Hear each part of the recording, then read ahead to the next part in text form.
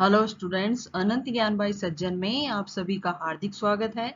यदि आप इस चैनल पर नए हैं तो please like, share and subscribe जरूर कर लीजिए।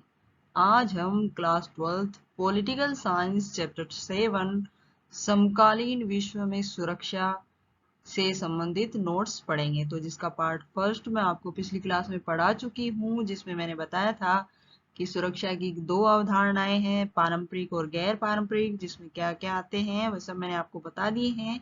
अब आज हम पढ़ेंगे कि जो वर्तमान जो विश्व है उसमें मतलब सुरक्षा के नाम पे जो खतरे हैं, जिन पे सुरक्षा के लिए सामने जो खतरे हैं, उन खतरों के जो नए स्रोत हैं वे क्या क्या हैं। अब पढ़ते हैं खतरे के नए स्रोत। खतरों के कुछ नए स्रोत सामने आए हैं जिनके बारे में दुनिया काफी हद तक चिंतित है। इनमें आतंकवाद, मानवाधिकार, वैश्विक गरीबी, पलायन और स्वास्थ्य महामारी शामिल है। अब जो मतलब पहले तो मैंने ये पढ़ाया था कि मतलब जो हमारा हमारा देश है उसको किस किस से खतरा है। एक तो पड़ोसी राज्य से, सैन्य गतिविधियों से, आतंकवाद से, मतलब जो दूसरा हमला है, और वैश्विक बीमारियां हैं। लेकिन अब जो खतरे के जो वर्तमान विश्व में जो खतरे के नए स्रोत उत्पन्न हो रहे हैं वे हैं आतंकवाद है, मानवाधिकार है, वैश्विक गरीबी है, एक दूसरे से देश में पलायन है और स्वास्थ्य महामारियां हैं। ये सब खतरे के नए स्रोत हैं। दूसरा पॉइंट है आतंकवाद राजनीतिक हिंसा को संदर्भित करता है जो नागरिकों को जानबूझकर और अंधाधुंध निशाना बनाता है। मानवाधिकार तीन प्रकार के होते हैं। मानवाधिकार से संबंधित खतरे कौन से हैं? पहला है राजनीतिक अधिकार है, दूसरा है आर्थिक और सामाजिक अधिकार है, और तीसरा प्रकार है उपनिवेशित लोगों का अधिकार। चौथा पॉइंट है एक अन्य प्रकार की है सुरक्षा वैश्विक गरीबी है। अमीर राज्य अमीर हो रहे हैं जबकि गरीब राज्य गरीब हो रहे हैं, तो गरीबी भी एक हमारे सामने खतरा बनकर उपस्थित हो रही है। अंतिम है दक्षिण में गरीबी ने उत्तर में बेहतर जीवन, विशेषकर बेहतर आर्थिक अवसरों की तलाश के लिए बड़े पैमाने पर पलायन किया है। स्वास्थ्य महामारी जैसे HIV, एड्स, बर्ड फ्लू और गंभीर तीव्र श्वसन सिंड्रोम प्रवासन के माध्यम से देशों में बढ़ रहे हैं। और फिलहाल जो कोरोना है वह संपूर्ण विश्व में व्याप्त है और इस महामारी का कोई भी इलाज नहीं है, सिर्फ इससे बचने के उपाय हैं। तो ये भी एक तरह से हमारी सुरक्षा के लिए खतरा है। यह समझना महत्वपूर्ण है कि सुरक्षा की अवधारणा के विस्तार का मतलब सब कुछ शामिल करना नहीं है। सुरक्षा समस्या के रूप में अर्हता प्राप्त करने के लिए एक समस्या को न्यूनतम सामान्य मानदंड साझा करना चाहिए। सहयोग मूलक सुरक्षा। सुरक्षा के कुछ मुद्दों से निपटने के लिए सैन्य टकराव के बजाय सहयोग की आवश्यकता होती है।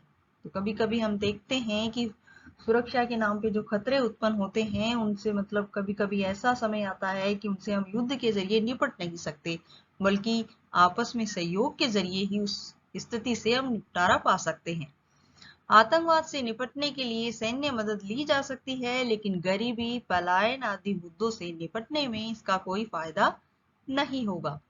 ऐसी रणनीतियों को तैयार करना महत्वपूर्ण हो जाता है जिसमें अंतर्राष्ट्रीय सहयोग शामिल होता है, जो कि द्विपक्षीय, क्षेत्रीय, महाद्वीपीय या वैश्विक हो सकते हैं।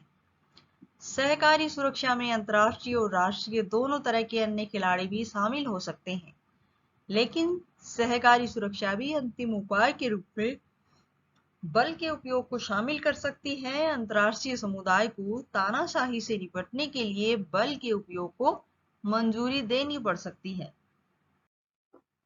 अब भारत की सुरक्षा रणनीति कैसी है तो पढ़ते हैं। भारतीय सुरक्षा रणनीति चार व्यापक घटकों पर निर्भर करती है। पहला है सैन्य क्षमताओं को मजबूत करना। भारत की सुरक्षा रणनीति का पहला घटक है, क्योंकि अपने पड़ोसियों के साथ संघर्षों में हमेशा ही शामिल रहा है। दूसरा है भारत की सुरक्षा रणनीति का दूसरा घटक अपने सुरक्षा हितों की रक्षा के लिए अंतर्राष्ट्रीय मानदंडों और अंतर्राष्ट्रीय संस्थानों को मजबूत करना है। तीसरा है भारत की सुरक्षा रणनीति का तीसरा महत्वपूर्ण घटक है देश के भीतर सुरक्षा चुनौतियों का सामना करने के लिए तैयार रहना। चौथा है चौथा घटक है अपनी अर्थव्यवस्था को इस तरह से विकसित करना है कि नागरिकों का विशाल जन समूह गरीबी और दुख से बाहर निकल जाए। तो ये है भारत की सुरक्षा रणनीति, जिसमें 4 प्रकार के घटक हैं। पहला है कि सैन्य क्षमताओं को मजबूत करना चाहिए, जिससे कि पड़ोसियों के साथ हम संघर्ष करें तो उसमें हमें पराजय का मुख नहीं देखना पड़े। दूसरा है अपने सुरक्षा हितों के लिए ऐसे मानदंडों या ऐसे नियमों की स्थापना करना और अंतर्राष्ट्रीय संस्थानों को मजबूत करना कि हमारी सुरक्षा को कोई भेद ना सके। तीसरा है देश के भीतर जो सुरक्षा चुनौतियां का सामना है, मतलब जो सुरक्षा के लिए खतरे उत्पन्न होते हैं देश के भीतर ही, उन सबसे निपटने के लिए हमें हमेशा तैयार रहना चाहिए। चौथा है हमारी अर्थव्यवस्था को इतना मजबूत करना कि नागरिकों का विशाल जनसमूह भी कभी गरीबी का मुख ना देख पाए। अब कुछ महत्वपूर्ण नोट। अब इस चैप्टर से संबंधित कुछ महत्वपूर्ण नोट हैं कि समकालीन विश्व में सुरक्षा कैसे स्थापित की जाती है। पहला है हथियार नियंत्रण। यह हथियार के अधिग्रहण को नियंत्रित करता है कि हम हथियार नियंत्रण के जरिए भी सुरक्षा के मानदंड घोषित कर सकते हैं। दूसरा है निरस्त्रीकरण। यह सामूहिक विनाश से बचने के लिए कुछ प्रकार के हथियारों को छोड़ने के लिए कहता है। तीसरा है कॉन्फिडेंस बिल्डिंग, एक प्रक्रिया जिसमें विभिन्न देश अपनी सैन्य योजनाओं के बारे में एक दूसरे को सूचित करके प्रतिद्वंदी देशों के साथ विचार और जानकारी साझा करते हैं। चौथा है वैश्विक गरीबी। यह एक देश को कम आय और कम आर्थिक विकास से पीड़ित होने के लिए संदर्भित करता है, जिसे कम से कम विकसित या विकासशील देशों के रूप में वर्गीकृत किया जाना है। अंतिम है प्रवासन। यह कुछ विशेष कारणों से एक राज्य से दूसरे राज्य में मानव संसाधनों की आवाजाही है। तो इसी के साथ बच्चों आपके इस चैप्टर के जो कि समकालीन विश्व में सुरक्षा है से संबंधित नोट्स यही समाप्त होते हैं। तो अगली क्लास का इंतजार करते रहिए। तब तक के लिए अलविदा।